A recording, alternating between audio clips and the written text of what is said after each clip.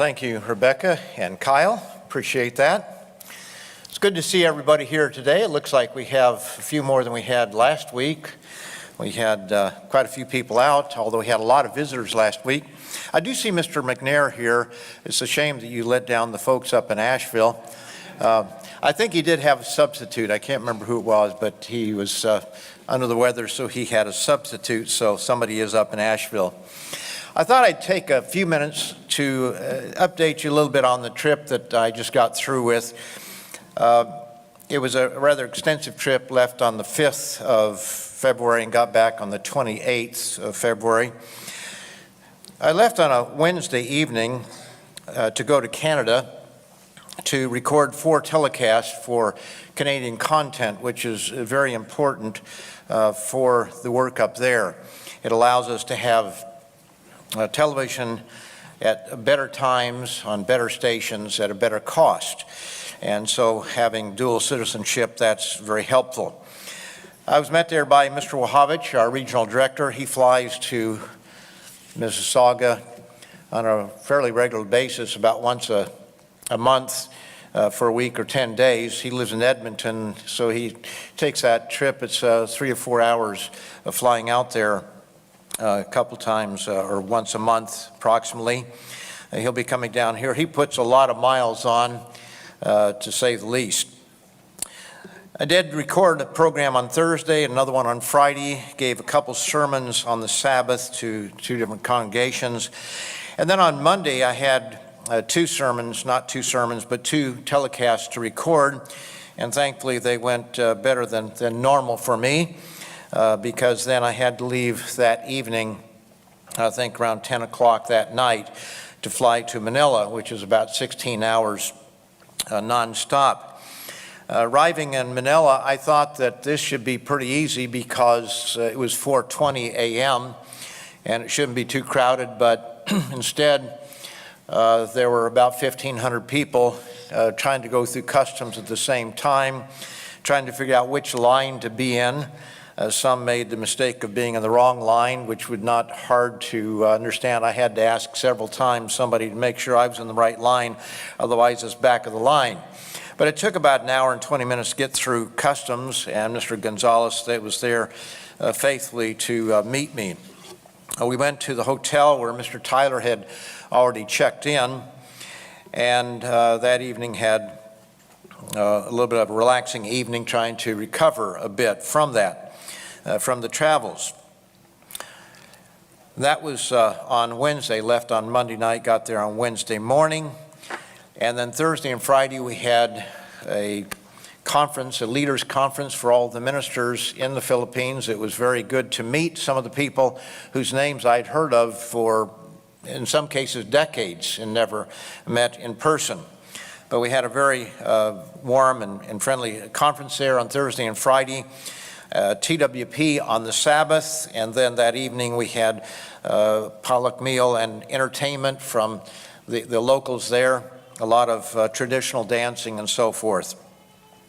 The next morning, on Sunday morning, I flew to, was it Sunday morning or Sunday evening? Sunday morning, I guess it was, flew to Thailand, and Mr. Tyler flew there with me. And we spent Monday touring some of the sites there in Bangkok. It's amazing how elaborate the architecture is and how many various forms of Buddha you can see, all gold colored, sometimes painted, sometimes actual gold leaf, which people then sometimes chip off. But we had several of us there, and we did tour several places in Bangkok and went to a conference, not a conference, but a play that evening.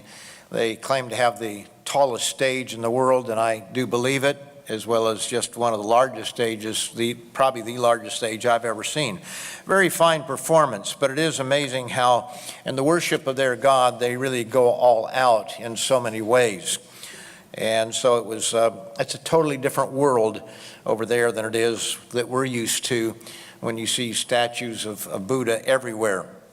In one particular place at the palace, they have the Buddha, they have changed garments 3 times a year. They have 3 seasons they consider over there, and they change the garment. The king of Thailand, who is now living in Germany, comes back about 3 times a year so that he can change the garment, which is made of gold, and one of them worth $1 million, literally in gold, and just change the Buddha, because the Buddha can't change his own garment, rather incapable of that. We then flew up to Mae Sot in northern Thailand there, and Mr. Tuala Bey, who is a relative of Saleh Bey, a name that some of us going back to worldwide days have heard of for decades. He died some years ago, but Tua is a relative of his, and he is watching over our work there in Thailand. We do have members in Thailand. Met a number of them. They were at the office of the Living Church of God Foundation. In some of these parts of the world, it's easier to be registered as a foundation than as a church. It takes a little bit more, owning a building, owning a lot of things to be able to register that way. So we have the Living Church of God Foundation. And involved with that is helping out, doing good works, which we certainly are always anxious to be able to do. And so we had a couple students from Australia earlier that went there for a couple months, and they taught English in one of the elementary schools there. School of about 600 students, and they're taught English in their school, but they do not have native English-speaking teachers, and so they enjoy having others come in who are native-speaking English people who can then have the right accent and be able to teach some of the nuances of the language that their own teachers may not be able to do. So we toured the office, met some of the members there, and then went to one of the schools where we sat down with a number of individuals, including the acting principal at this time, very well-spoken woman there. And we talked about what we're doing and what they're looking for. And then a principal from another school, a junior high and high school, came over, and we met with her, and then she invited us over to the high school, and so we went there. We do have a plan for a couple students to be able to go over there this summer for 2 months, a couple of our living education students, Kyle and Sarah. Whether they'll be able to do that, I don't know, because of the coronavirus, and they've already let us know that they understand that it may not be best to have somebody traveling there, so that remains up in the air right at the moment. But the idea is to have some of our students and perhaps other members from time to time, in a very small way, just a couple students, couple people, be able to go over there and help out. So it does provide an opening for us to have the church there, and also gives young people, most of the time it'd be young people, but others, the opportunity to learn a little bit about the culture over there and to see a different part of the world. And it's a wonderful opportunity for us as well as it is for them. And they seemed very appreciative of what the foundation could do for them. In the meantime, we do service the individuals who are in the church there, and we're talking about ways to grow the church as much as possible. We had a number of members come over from Burma or Myanmar, Burmese individuals, and one of them was Thomas Teal Ho. Now that's a name that I'd heard of for decades, and he was so enthusiastic and told me, I don't know how many times, how appreciative he was of being able to meet the presiding evangelist. He would have been, very excited to meet Dr. Meredith or Mr. Armstrong, but first time that he'd been able to meet a presiding evangelist of the church. And yet I told him, I said, I knew of you before you ever heard of my name. He's been around a long time. And here he is, an 80-year-old man that you would think, okay, at 80 years of age, how enthusiastic might he be? And we had a leadership conference there for 8 Asian nations. And he got up and he spoke and told us a little bit about his area and so forth. And he said that there were some of the ministers in his area that were getting on him about being Jewish and being Old Covenant. And you believe in Jewish holy days and these laws of clean and unclean meats and everything. You're Old Covenant. And he said, he replied to them, Jesus was a Jew. Peter was a Jew. Paul was a Jew. They kept these days. They observed these laws. I follow Jesus. Who do you follow? The Pope. And that's about the way he said it. Now that was in English. I can only imagine what he said in his own language, how it would have come across. But you talk about fire in his belly. Here's this 80-year-old man, and he has fire in his belly. And it was so interesting to hear him express himself in that way. You know, he took a 19-hour bus ride plus other travel to get there to the conference. And so did the other ministers and elders and individuals, leaders from Burma.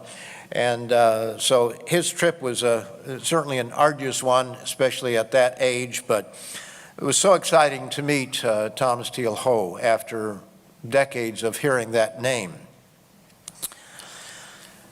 We had a Bible study as well as I was there for the beginning of the conference, wasn't able to stay for the whole thing, but it was a very exciting time to be able to see those individuals, old and young alike, that are members of the church that are there.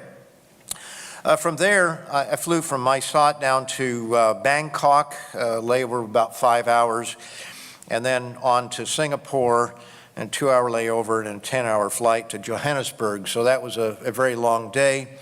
In South Africa, I asked that I be able to see as many of the members as possible. They accommodated that. We had Sabbath services in Johannesburg on the Sabbath. That was the day after I arrived there. And then at Tomorrow's World presentation the next day, flew down to Cape Town and had that Tomorrow's World presentation on Sunday. And then we had Bible studies in Port Elizabeth and Lesotho.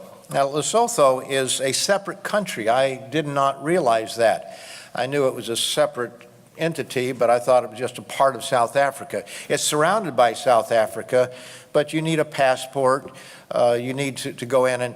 And by the way, virtually every place we went, there was somebody with a gun to your head.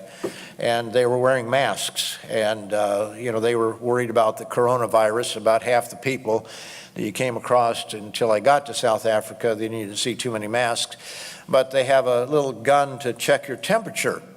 And even going into Lesotho, they checked our temperature. Coming to South Africa, you couldn't even get off the plane. Nobody could get off the plane until they checked and made sure that nobody on the plane had a temperature, and I'm not sure what they would have done if that had been the case. You couldn't even get on the plane if you'd been to China within the last 14 days. But they're taking it very seriously over there, but it was a relief to get to South Africa, really, because you just felt like you weren't in this mass of humanity all wearing masks and shooting you with a gun all the time. So it was good to be there. I loved going to Lesotho. It was interesting because when we went up to customs, there were a couple ladies there, and Mr. Botha immediately got into a conversation with one of them. And I didn't know exactly what it was about. He told me before, but it didn't sink in. But he asked her if she'd been reading the book. And the book that he was talking about was the Bible, because the last time he had come into Lesotho, he was asked if he had anything that he was leaving behind, I guess, and he mentioned some Bibles, and this lady asked if she could have one. And so she had to actually go out to his car where he gave her a Bible. So he was asking her if she'd read the Bible, and there was a very lively, friendly, smiling exchange between the two of them, which certainly would not hurt our ability to get into the country if something came up, but nevertheless, it was interesting to see that, and she was very, very friendly toward Mr. Botha. One of the ladies that we met there in Lesotho, where the congregation, small congregation, about 15 people or so, was 92 years of age, and if I understand the the story correctly, her husband was the king of that area or some other area at one time. Perhaps Mr. McNair knows a little bit more of that, or somebody else from South Africa or that has been to South Africa could fill that in. But it was very nice to see her. They had served a wonderful meal for us, and we were able to leave after dark there. And kind of, it's a very difficult place to travel in some respects because it's narrow roads and people on the roads. And a lot of people in that part of the world are killed as pedestrians because they don't walk on the side of the road facing traffic, they walk with it, and the lights of other cars can blind you. So Mr. Botha is very capable in that area, but certainly needs our prayers, he and all the others that work in that part of the world. Flew from there down to, can't even remember where I flew to, but I was in Port Elizabeth. That was another Bible study that we had there.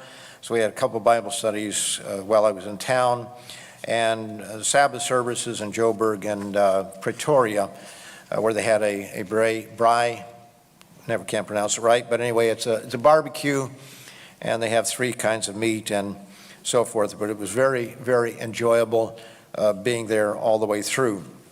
Flew back to Atlanta. That was another 16-hour flight, and then layover, and then flying back here. But it turned out it wasn't too bad. The seats were a little bit further apart than normal. And I thought I was going to be able to lay down because I had one of those rows where there were 3 seats and nobody else was there.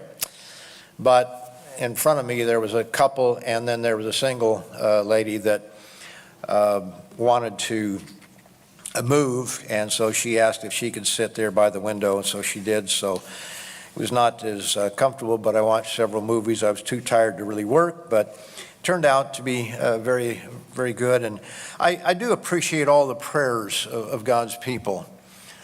Every place I went, people were saying they were praying for me, and I know that's true, and I certainly do appreciate it because I have been on trips overseas where I did not stay as healthy as this time, but God was really with me in every way.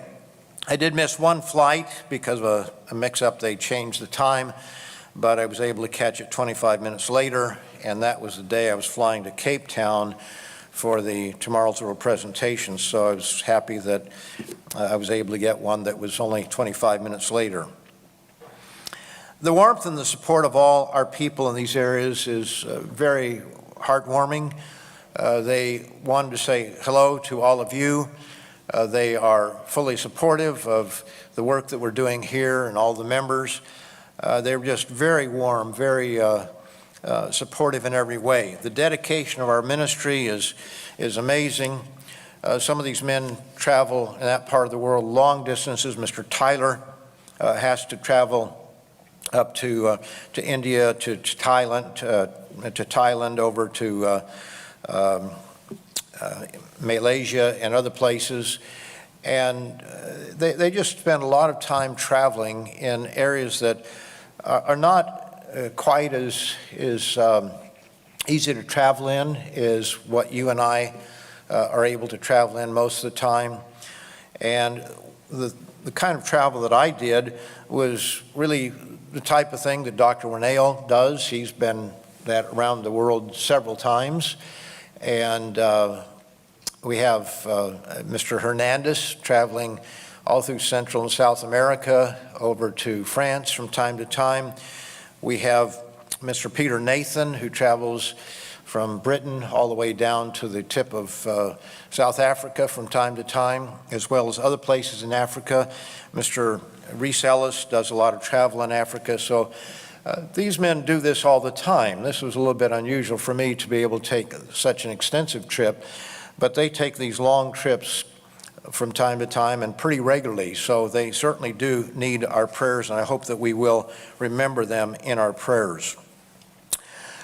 There was a theme that I used in most of the Bible studies that I gave while on this trip. It's a theme that evolved based on a comment someone made and based on a book that I read 3.5 decades ago, and of course based on the Bible. And it involves how technology changes our way of thinking and acting, and how we need to be circumspect about such changes. In other words, there's a lot that is happening in our world that is changing you and me in ways that we would never think of. But it is changing us. It's changing our behavior. It's changing how we actually think. Let's notice in Daniel, the 12th chapter, a very familiar passage. We've read this many, many times on the telecast and sermons, but just want to refer to it because it's relevant for our day today. In verse 4, Daniel 12, verse 4, "But you, O Daniel, shut up the words and seal the book until the time of the end." So it's talking about our day today, and it says, "Many shall run to and fro, and knowledge shall increase." When you see all the people flying back and forth and all around the world, yes, many are running to and fro. Maybe not as many today, at the moment, because of this virus, but nevertheless, many are going to and fro. But knowledge shall increase. We have never seen such a knowledge explosion in all the history of mankind. And we're talking about artificial intelligence and all the stuff that goes on. Knowledge truly is increasing at an ever-increasing rate, exponentially. And yet in the book of Hosea, just a few pages over, in the book of Hosea, the next book after Daniel, in the 4th chapter, in verse 6, it says, "My people are destroyed for lack of knowledge."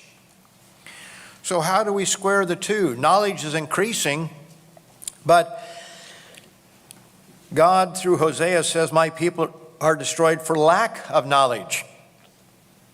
Well, it goes on to say, "Because you have rejected knowledge," notice it says you have rejected knowledge. The knowledge is there, but you've rejected it. "I also will reject you from being priest for me. Because you have forgotten the law of your God, I also will forget your children." Now that's the world in which we live. God is truly forgetting our children that are growing up now. I don't mean your children, hopefully, but young people that are growing up today are lost when it comes to truth. How else can we explain the socialist agenda in our country that is being swallowed by some 60% of millennials? It's hard to comprehend how you can have a candidate for president in this country who is praising Venezuela and Cuba and other communist places around the world when we look at what's happened in those places. In Venezuela, they've lost, a quarter of their weight, I think it is. It's either 25 pounds or 25% of their weight for lack of food or lack of the ability to buy food. That was some months ago. I don't know where they are today. But we see this ignorance of history, of what's happening in the world. And yet people are buying into this sort of thing. I'm not trying to be political. This is just a fact that this agenda that has been tried in Cuba and in the Soviet Union, in China. China's prospering because they got rid of that economic plan.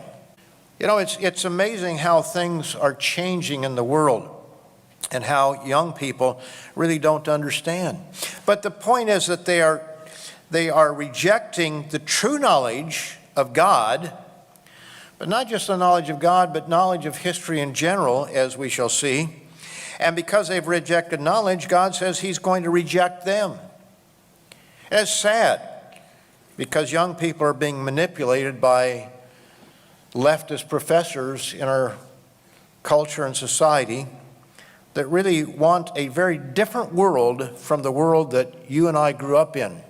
And they're pushing this agenda of same-sex marriage, of course. I mean, that's almost passé now, but of transgenderism and all the other things. And by the way, there's a good commentary by Mr. Davy Crockett that just came out, I think, today. And he talks about this a little bit. Very strong commentary. We don't know what kind of pushback we'll get, but It's very interesting that he's written that and is published for this weekend. But we see that they have rejected knowledge. I was just reading in a book by Bill Bryson on the human body. And it's talking about blood and the red blood cells, the white blood cells, the platelets, and how the platelets are, it was only in, I think in this past century that they understood what they were for, what the purpose of them was. And they have to do with blood clotting. And as Michael Behe points out in his book on the subject, the body has to protect itself. It has to clot. When something happens, you get cut. If it didn't clot, you would bleed to death. But at the same time, if it doesn't stop the clotting at a certain point, your whole body just turned into gel. You die. And Bryson says, very interestingly, just very quick statement, he said there are 12, at least 12, I think is the way he says it, checks or what's the word that he uses? 12 safeguards involved in the clotting system. Now, how did that evolve? We have come to the place where we can see what happens within the cell. We can see the marvels of life itself. And that knowledge is being rejected and being substituted with the power of evolution. It's such a powerful thing, evolution. Over in Romans, the first chapter, again, a very familiar scripture. In verse 18, it says, "For the wrath of God," Romans 1:18, "for the wrath of God is revealed from heaven against all ungodliness and unrighteousness of men who suppress the truth in unrighteousness." And that's what we see today. We see a lot of knowledge out there, but we see a suppression of the truth, whether it be moral truth or just truths that are inconvenient for this leftist agenda that we see in our modern world. We see the pro-life movement being squelched, but we see a promotion of the idea of abortion. It's there everywhere. Over in Isaiah, the 59th chapter, Isaiah 59, I know that sometimes people think, well, this is sounding political. This is a moral issue, whether it be abortion, whether it be same-sex marriage, whether it be transgenderism, and a whole lot of other things. These are moral issues, and these are being squelched and rejected, and other ideas are being substituted in their favor, or in favor of these behaviors that are contrary to the law of God. In verse 13, Isaiah 59, verse 13, says, "In transgressing and lying against the eternal." Yes, they lie. "And departing from God, speaking oppression and revolt, conceiving and uttering from the heart words of falsehood." Notice, conceiving and uttering from the heart words of falsehood. They conceive these things. They think these things up. We hear about fake news, and fake news goes across all political barriers or sides of things. But we hear these things, and these are conceived. These are thought up. These are things that they think of, and then they utter them from the heart. Words of falsehood. Justice is turned back, and righteousness stands afar off. If you want to know what justice is and how it's been turned back, just ask Jack Phillips, the fellow that bakes cakes in Colorado. Yes, he's won eventually after about 7 years of persecution, but at what cost? Was there any real justice in that? And there are others that have experienced that. Justice is turned back and righteousness stands afar off. For truth is fallen in the street, and equity cannot enter, so truth fails, and he who departs from evil makes himself a prey. We see that happening in our world. Over in Jeremiah, just a few pages over again, Jeremiah the 4th chapter, and verse 22, describes our world today. He says, for my people are foolish. Jeremiah 4:22, my people are foolish. They have not known me. They are silly children. And they have no understanding. They are wise to do evil, but to do good they have no knowledge. Now, why is it that they are silly children? Why is it that they have no understanding? And they're wise to do evil, but to do good they don't know. I read a book about 35 years ago by Neil Postman. He was titled, Amusing Ourselves to Death, Public Discourse in the Age of Show Business. And in the book, it's the first 40 pages are tough. It's at least they were tough for me. It might not be tough for you, okay? But they were tough for me to read the first 40 pages because he used vocabulary I wasn't used to hearing. And after you get through that, it becomes interesting, and one of the most influential books that I've personally read. It's not a long book. It's a pretty short read in one sense, but you just have to stick with it for a bit. But he starts out by talking about how we judge knowledge and intelligence. And he uses the example, as I recall, of Solomon over in 1 Kings, the 4th chapter. I don't think he actually turned to the scriptures, but he did refer to this in a general sense. 1 Kings 4 and verse 29, it says, and God gave Solomon wisdom and exceedingly great understanding and largeness of heart like the sand on the seashore.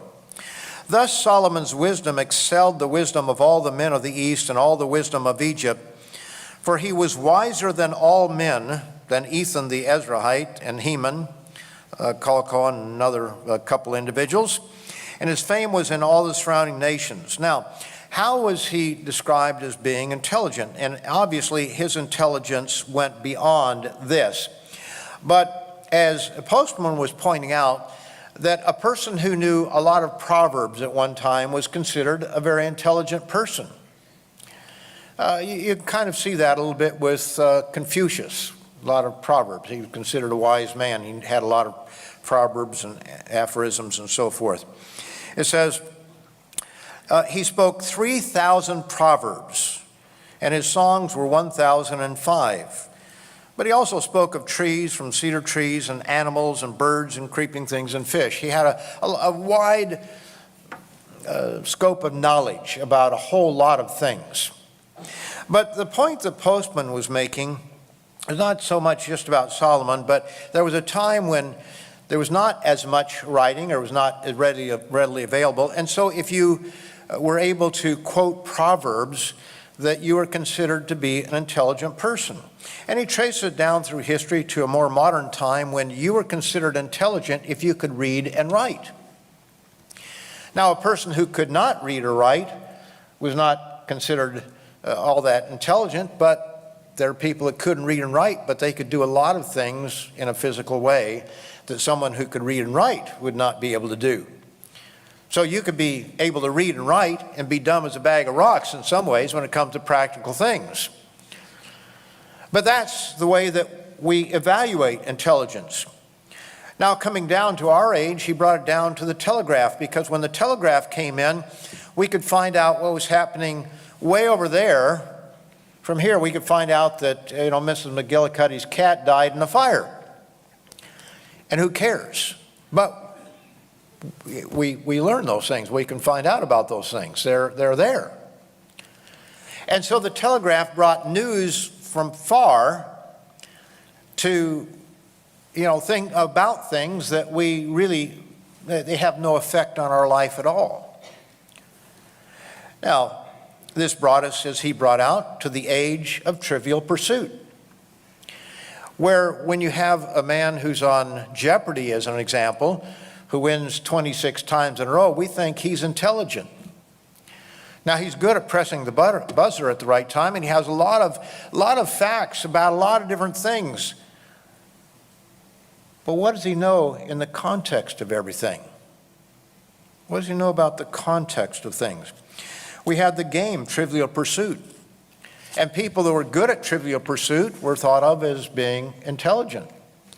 Oh, that person's smart. We might say it that way. He's smart. He knows all these little facts about a lot of things that have no connection necessarily. We have newer means of communication that make it possible that we can sit in, say, Charlotte right here. We can read an electronic version of a London newspaper about a fire in Australia. So we read it here, but it comes from London, but it's about something that happens on the other side of the world. The accuracy of which may be questioned by those who are closer to the scene. It may be correct, it may not be correct. But how are we going to know for sure as we sit here? We read those things. Now, just as the telegraph changed our world, so have other technologies radically changed who we are and how we think, and without realizing it. I'll bring some of these threads together here in a minute, but let me give you an example. My wife and I were driving from Wisconsin Dells after a Bible study or Sabbath service, I guess it was, one time down to Dubuque, Iowa. And we cut across country, and we were getting, 50 miles out or so. We had a Bible study later the next day. And so I thought, well, maybe we better check in, see if we can find a motel. So I stopped at this hotel, and they were full. So I drove a little further, and there was another hotel, and they were full. And we began to realize there was something going on here, and we asked a few questions, and I don't know if it was a prom night or something, but it was some big event. And as we were basically told, the hotels for miles around were taken up. And so we drove by a bed and breakfast place. And I'm getting a little bit desperate at this time. We've got to find a place to stay. And so I knocked on the door or rung the doorbell, and this fellow came to the door. He had a beard, and I said, 2 questions. Do you have a room, and how much? Wasn't really no hello or anything like that. And he was kind of taken back, and he said, no, we don't have any room. And the price, he gave me the price. He said, but would you like to come in and look at the place? Well, I felt kind of bad because I had been a little bit abrupt with him, so I thought, okay, I'll go in and he'll show me a room and that'll be it. So I went in and he started talking, and pretty soon I said, well, I've got to go. My wife's out in the car. And he said, oh, we'll bring her in. Well, so I did. I went and got her, and we came in. And he ushered us into this room, and he flipped the light on. That was key. He flipped the lights on. Because before we could sit down, he began to explain that these lights were very special lights. They were very old. And you could not replace them. You could have them repaired, but you had to send them off to some place where they would repair them or refurbish them. And that's why he rarely turned these lights on. In other words, I'm turning this on for a special occasion. Now, how do you leave at that point? So he invited us to sit down, and we sat down and we talked. And it was one of the most interesting conversations. We stayed there a good hour. We didn't find a place to stay until about 50 miles on the other side of Dubuque, but we did find a place eventually late at night, 1 o'clock in the morning or something. But it was an interesting conversation. And he was talking about how our world has changed, and how the owner of this house, who was a cabinet member in one of the president's, I don't remember which one, president's cabinet, always had time for people. Because you see, they used to sit out on the porch in the cool of the day in the summer. And neighbors would come by and they would talk. And that was something that our world was losing. And we discussed a number of things, and he pointed out 2 things that are so obvious to all of us if we think about it. And that is, 2 things changed. 2 things took us off the front porch and being neighborly in that way. One was air conditioning, and the other was television.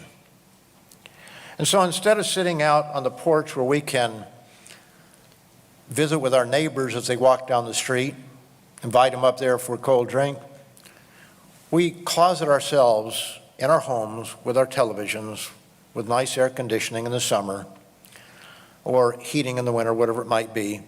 But those two inventions changed who we are. They really did. And now, does that mean that it's all evil? Well, we can talk about that. I suppose we could debate that all day long. But that is a change that has taken place. Let me give another example. I was driving up to summer camp one time, and there was about an hour-long program on the radio, NPR or something, and it was talking about the Amish community, and they were interviewing one of the leaders of the Amish movement, or the Amish religion. And he was pointing out that what a lot of people think about Amish is not true. For example, a lot of people think that the automobile is a sin. And he was saying, no, the automobile is not a sin. But he says what the automobile will do for our young people is take them out of our community into town where there is a lot of sin. Now think about how the automobile has changed, for example, dating. How the automobile has changed young people whose minds may not be totally mature yet, but the hormones are raging, and they take, dating. Dating is very different today than it once was. We have to think about these things. How do these things change us? Now, we've got another technology. This is much newer. Smartphone, right? How many of you have a smartphone? Is there anybody that doesn't? No, you don't have to raise your hand. We all have, somebody doesn't, okay. Smartphones. The phone is smart. Now, we think because we have this that we are more intelligent today. I say, well, you probably never thought of it that way. But I think a lot of young people think, I got all these wonderful technologies and all this sort of wonderful stuff. Let me tell you what this will do for you. You want to know what 132 divided by 11 is? He'll tell you the answer. Do you know how to do division apart from this? Well, those of us who are older do. But young people don't have to know what 2 plus 2 is. All they have to do is, hey, Google, what's 2 plus 2? Oops, light came on. Who knows? If I had this on, I suppose it would tell me. I mean, it's on, but it's on airplane mode. You don't have to know 2 plus 2 anymore, do you? Because it tells us everything. Now, let me bring this closer to home. We have commentaries online. We have a number of things online. And as you're reading through it, we've got a hyperlink. And so it may have a scripture. And you don't have to look up that scripture, do you? All you have to do is hover over that hyperlink. Boom, there it is. It tells you what's there. Now, this seems like a good idea. It seems like, we can do it. We ought to do it. But I think this is a discussion that we ought to have here in the church. I say in the church, and not amongst all of us, but in other words, at headquarters. I think it's a discussion we ought to have. Are we, without realizing it, dumbing people down? Because many people only use this for their Bible. Probably some of you. Now, does that mean it's bad to be able to ask Google a question? Of course not. In our lunches, Mr. Ames does this all the time. He asks Google about something. Maybe one of us says something, he wants to check it, make sure. There's nothing wrong with that, but we have to understand it, and we have to understand the limitations that this has. Because, let me give you an example. Let's go with this. One of the things that Neil Postman brought out is a mantra that you and I have probably all used at one time or another. How many of you have heard that a picture's worth 1,000 words? Pretty much everybody. How many have actually said that? Picture's worth 1,000 words. Okay, no sin, no problem. But what is a picture? What is a picture? A picture is an instant in time, a fraction of a second in time that's been captured of some event. And we don't know what went before. We do not know what went after that. We don't know what is on this side or that side of the picture, or up or down. It's an instant in time. Now, what's the problem with that? One of the most iconic pictures during the Vietnam War was a South Vietnamese colonel with a pistol shooting at point-blank range a young man. And it's actually captured almost at the instant that the trigger's pulled and, the man is falling away. I'm sure that most of you have seen that, at least most of us who are older. Maybe some of the younger people have not. I think it was in Time magazine or Look magazine, Life magazine, one of those. And it became one of the rallying cries for the anti-war movement, that this awful, terrible thing that was happening there in South Vietnam by the South Vietnamese soldier. Now, what it didn't tell us, it showed a man shooting another man. It showed pretty much what's going to be the result of it. But what it didn't show us is what happened before, and what was not generally known at that time because it wasn't published. It wasn't what the media wanted to say. But that young man had thrown a grenade into a restaurant or a busy area, killing and maiming a number of people just before that. Now that puts a little different light on the picture, doesn't it? But without knowing that, all you see is one man shooting this innocent-looking younger fellow. A picture may be worth 1,000 words in a way, but it doesn't give context to anything. While this is the age of knowledge, it is certainly not the age of understanding or wisdom. When people forget their history, they cease to know who they are. And this is what is happening in our world. We are forgetting history. Just read something the other day, how, at least according to one person, he feels that Germany never lost and never learned the lesson. The United States, where we are, we haven't learned the lessons of history as we become, in some cases, more isolationist, as we encourage the Europeans to rearm, as we pull back from the alliances that we've had there. We've not learned the lessons of history.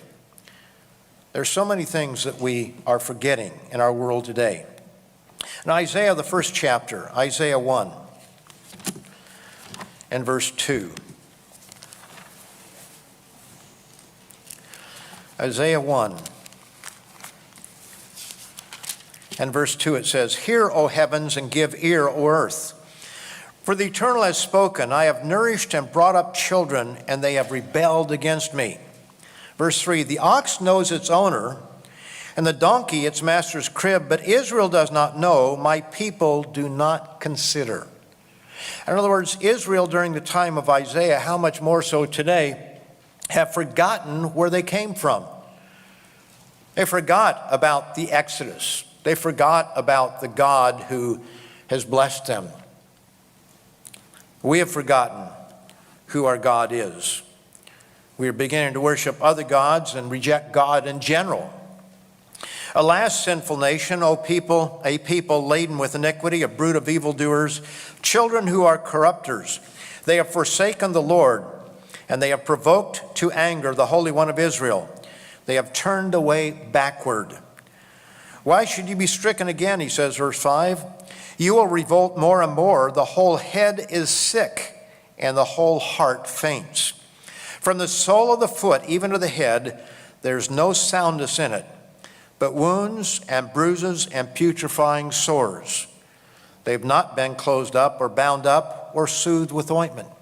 When we look at our world, when we look at America as an example, because I can't speak for every nation at this time, but certainly America, we see nothing but trouble in our world. Yes, we've got a great economy, but we have a $23 trillion debt. How do we square that? We've got lots of jobs, but we've got something that's brewing out there. Sooner or later is going to come back to bite us.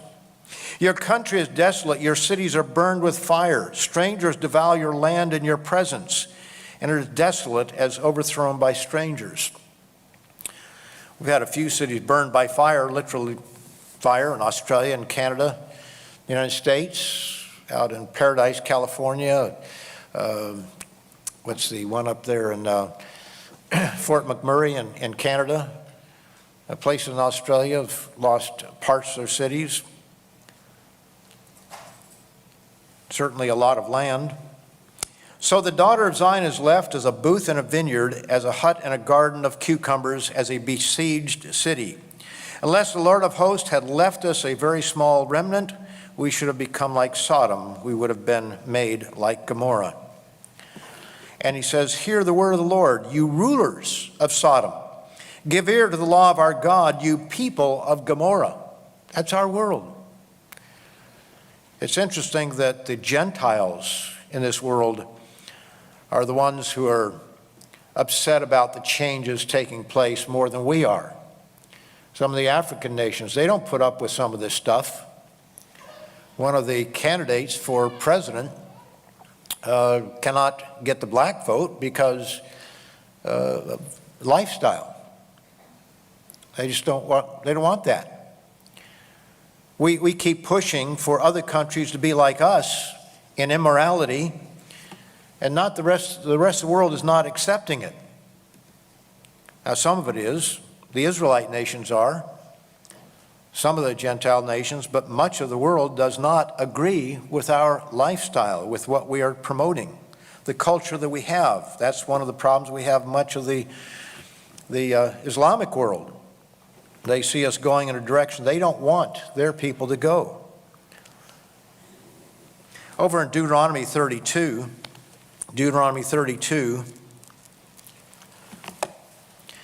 in verse 15,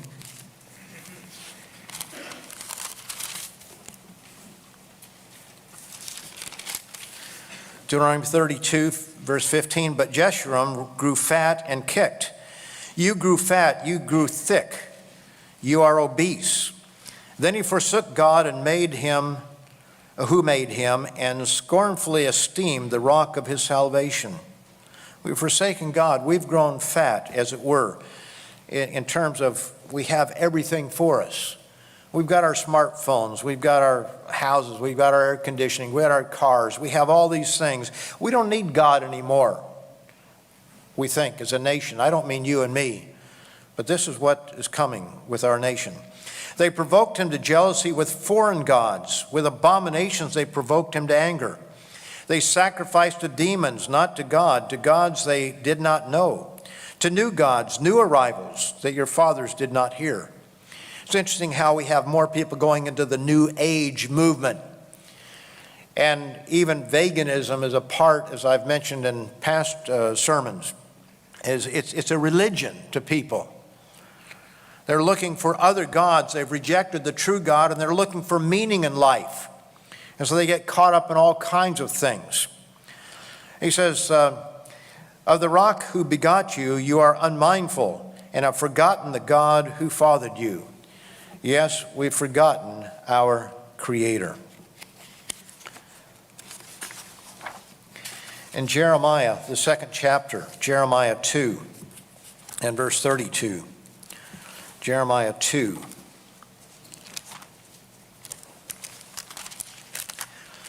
And verse 32. It says, can a virgin forget her ornaments, or a bride her attire? Yet my people have forgotten me days without number. Our people, our Israelitish people especially, have forgotten God. Many of the other countries around this world never really knew God. But much of the southern hemisphere is condemning the northern hemisphere for a rejection of the God that we tried to teach them about.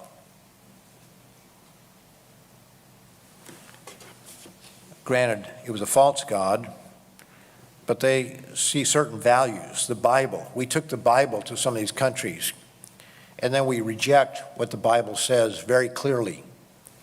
And they're taking them to task, the Catholic Church and the Protestant world as well. Context in history, which, by the way, is the title of the sermon, Context in History, is important. When you read through the Bible, you find an interesting thing that used to bother me a little bit because I'm a bit lazy at times, and that is that an individual would go down through the whole history in rehearsing something. As an example, Stephen, when he was before the individuals that were going to stone him, rehearsed the history of Israel. He just went, read it there for yourself, Acts the 7th chapter. He goes down through that history. But that's not the only place. In Psalm 78, fairly lengthy psalm, it does the same thing. Let's turn over to Psalm 105, and we'll look at this one. I don't have time for the whole psalm. It's 45 verses. But notice what it says, beginning in verse 1. Oh, give thanks to the Lord, call upon his name. Make known his deeds among the peoples. Sing to him, sing psalms to him. Talk of all his wondrous works. Now, what are his works that it's going to talk about here? It says, glory in his holy name. Let the hearts of those rejoice who seek the Lord. We sing that in a song. Seek the Lord and his strength. Seek his face evermore. Remember his marvelous works which he has done, his wonders and the judgments of his mouth.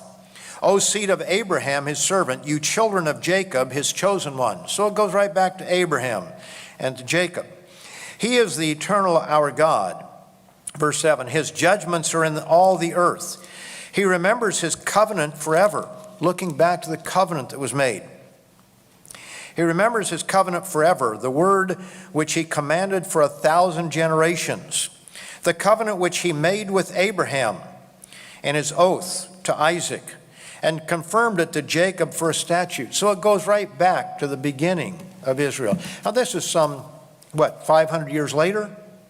One of our scholars, I'm sure, can tell us exactly what it was, but if the Exodus took place around 1440 or thereabouts, Solomon, at the temple was 960 or something like that. I forget the exact date, 960 I believe it was. We've come some hundreds of years, longer than the United States has been a nation, and yet it's looking back to the beginning, looking back to the foundation. What are we doing in our world today? We're looking back to the Constitution, looking back to the founding of our nation because we are forgetting the founding of this nation. And I'm not praising and saying that everything was great about the founding of this nation. It was a democracy. It was not God's way of life. It was not the Bible. The Constitution is not the Bible. I understand that. But we as a people are forgetting where we came from. And that's in a physical sense. How much more have we forgotten where we came from when it came to the Bible? Verse 11, saying to you, I will give the land of Canaan as the allotment of your inheritance when they were few in number, indeed very few, and strangers in it. When they went from one nation to another, from one kingdom to another people, he permitted no one to do them wrong. Yes, he rebuked kings for their sake, saying, do not touch my anointed ones and do my prophets no harm. And then it goes down through here and it talks about the Exodus. Verse 26, he sent Moses his servant and Aaron whom he had chosen. And they performed signs and wonders and so forth. It just goes down through the history of where they came from. And this is what our people are forgetting, and we must never forget where we come from. The truths that we have. We must know where we come from. You can read in Deuteronomy, the first couple of verses, Deuteronomy 1, verses 2 and 3. Just notice that. The whole book of Deuteronomy is a rehearsing of what happened in the laws and so forth after 40 years in the wilderness. Notice it says, verse 2, it's 11 days' journey from Horeb by way of Mount Seir to Kadesh Barnea. And it came to pass in the 40th year, in the 11th month, on the first day of the month, that Moses spoke to the children of Israel. So it was 11 days' journey, and it took him 40 years to make it. It's really what he's saying there. That's what he's saying. That's what he's pointing out there. And then he shows why. He goes through all these things. He says, look, when you are blessed with all these things, when you have homes that you didn't build and fields that you didn't start out and plant and vineyards and all this sort of thing, don't get fat and self-satisfied. Don't forget the God who gave it to you. You can go down through Paul's defenses of himself in Acts the 22nd chapter and Acts 26. You can read Hebrews the 11th chapter, how Paul in that particular chapter rehearses the people of faith, starting at the beginning and going all the way through. We read in 2 Peter the 2nd chapter how he goes back to the angels, prehistory, you might say, or pre-Adam, and how they left their first estate. He talks about the pre-flood world. He talks about Sodom. He takes us back to those things to remind us of what the consequences are when we forget it. He tells us in Deuteronomy the 17th chapter that the king was to write out the book of the law and read daily from it. Now, why is all this important to us? Well, as I said, Google can answer 132 divided by 11. But do we understand the context of it? Do we understand how that answer is derived? I went down here, this Cookout Burger, that's not here, just up the street from the office one time. And I bought a hamburger, and I had French fries and coleslaw and a soft drink. It was $5.27. So I gave the man $20, a $20 bill, and 27 cents. He gave me 5 fives back. Do the math. Either you're asleep or you can't do math. I don't know which it is here. It's, well, I had to tell him that he'd given me too much. Now, maybe things happen. I mean, we all make mistakes. But how many times have you been at a cash register where if it isn't exactly, it used to be that they couldn't plug that amount in, that 27 cents in. Now they're pretty good at it. It tells them what to give back. But a lot of times they don't even know when it's wrong. Somebody comes up with a figure that is so far off that anybody ought to be able to figure, you shouldn't have to do the math, but they don't know because they rely on whatever the machine says. It happens with statistics. It happens with everything. We rely on the machines and we don't use our minds to ask what's happening. What is this here that's going on? Let me give you an example of what I'm talking about. When I came into the truth, I started reading the booklets. A friend or a brother of a friend had gotten me interested. And I would read the booklets, and being lazy as I have the tendency to be, try not to be, but that's a tendency of my nature. I noticed that every time it referred to a verse, that I could count on it. I could turn over there with great difficulty because I didn't know which books followed which books, but I would go to the index, and eventually you kind of get to know the Bible that way. And so I'd look, and sure enough, it's there. Well, no need to look it up because it's there. No need to actually open up the Bible because the hyperlink shows where it is. No need. It's there. In fact, after a while, you don't even have to look at the hyperlink. You just get the overall gist of the article. But then a couple came along, an older couple, husband and wife, and they said that the law is done away with. And they started taking things out of context in Romans and Galatians and Colossians. I think I've told you this before. And they had my head spinning. And the fellow who I found out the truth from originally, I started talking to him. He said, "Oh, no, that's not right." And he said, let's get the booklets out and let's look at them. And we started looking at the scriptures again. And I began to understand some things. I didn't understand everything, as I've said before, but I understood enough. You know, I look back at that time, I could have fallen away at age 17. I could have. Thankfully, I didn't just happen to catch the broadcast on my own, the radio program on my own. Thankfully, there was somebody else there who kind of held me up a little bit. Now, he was never really converted. He, went to church for a while. He had his problems. But nevertheless, I'm thankful that he was there, because we had to go back and we had to start reading the scriptures in the context of them. We couldn't take a snapshot. We had to find out what was the context of these scriptures.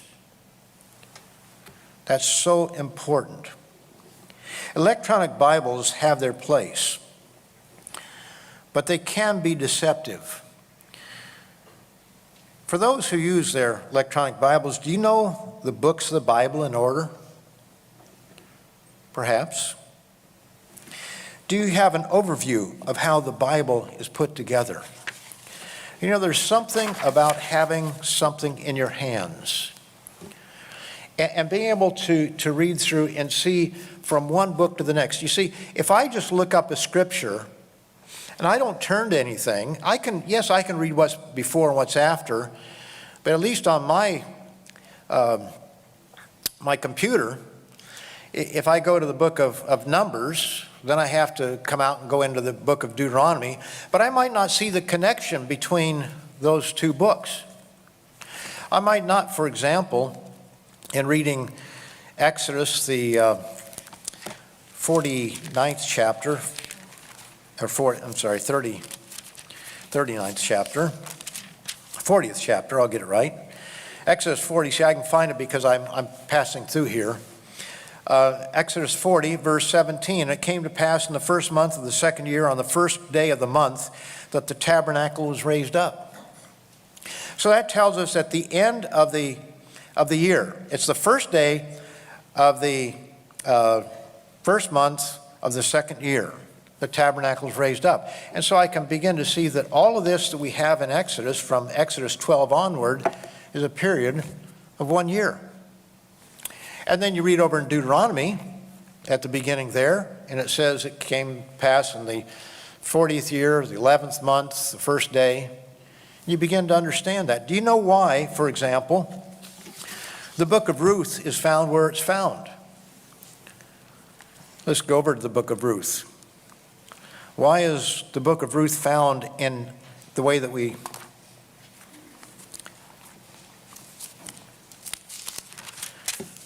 have it in our King James Version? Why is it found where it's found? Well, it follows the book of Judges. And you read Ruth, the first chapter, verse 1. It came to pass in the days when the judges ruled. Okay, well, that kind of tells you this is why it's located where it is, because we've just finished the book of Judges, and instead of putting the lesson of Ruth in the book of Judges, it's a separate book. But why else is it? If we go to the end of the book, only 4 chapters, it says, now this is the genealogy of Perez, and then it gives the genealogy of these various people. Verse 21, Salmon begat Boaz, Boaz begat Obed. Boaz was one of the individuals here that's so important. Obed begat Jesse, and Jesse begat David. So it's leading up to David. What do we read in the next books? The book of 1 Samuel. Well, it introduces the first king, and then, first of all, Eli and Samuel, and then the first king, and then introduces David before he became king. 2 Samuel is David after he became king. You get a feel for it when you have it in your hands and you can go back and forth and you see it. You know what part of the page it's on. If you only rely on electronics, yes, it'll give you the answer, but will it give you the context? It can. If you read the whole thing, the whole book in that, but there's something about it, isn't there? There is a difference. For those of us who grew up cutting our teeth on this, we see a difference. Now, we're not talking about going back to scrolls, but there's something when you've got it in your hands, there's a feel for it. How large is this book? How Where does it fit with the other books of the Bible?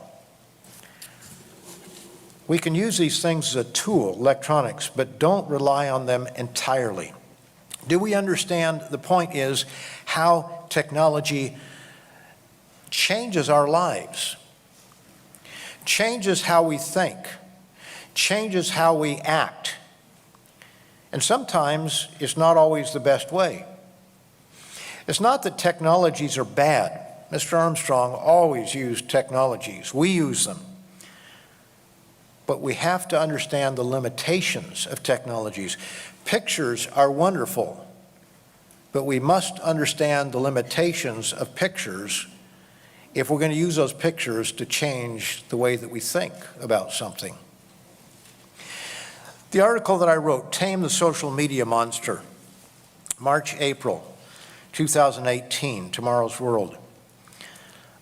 I'd encourage you to go back and read that, and not just read it and say, okay, that's interesting information, but begin to think, okay, here are these individuals who've created the internet and social media, and they're saying we've unleashed a monster. What do they mean by that? In what way have they done so? And how does that affect me? The Devil's Deadly Deceptions, March, April 2019, Tomorrow's World. Another article that would do us well to read. I would encourage you, if you haven't done so, to go on the internet and listen to the sermon. If you missed it here, I gave it here, but a sermon that I gave, the Serpent's Infomercial. How he is playing us like a fiddle. And we've got to be not only smart enough, but spiritually mature enough to see what he's doing. He is selling something, and a lot of people, even in the church, are buying it. Satan's Alternative Universe was the other one I was going to mention, by Dr. Meredith, July, August 2016. These articles are more than just an article to read. They are articles that we need to meditate on, that we need to think about, and we need to ask ourselves some very hard questions. How are these things affecting us? Sometimes the most dangerous of Satan's devices are the ones that are the least obvious. Pornography, we know that's from Satan. Same-sex marriage, we know that's from Satan.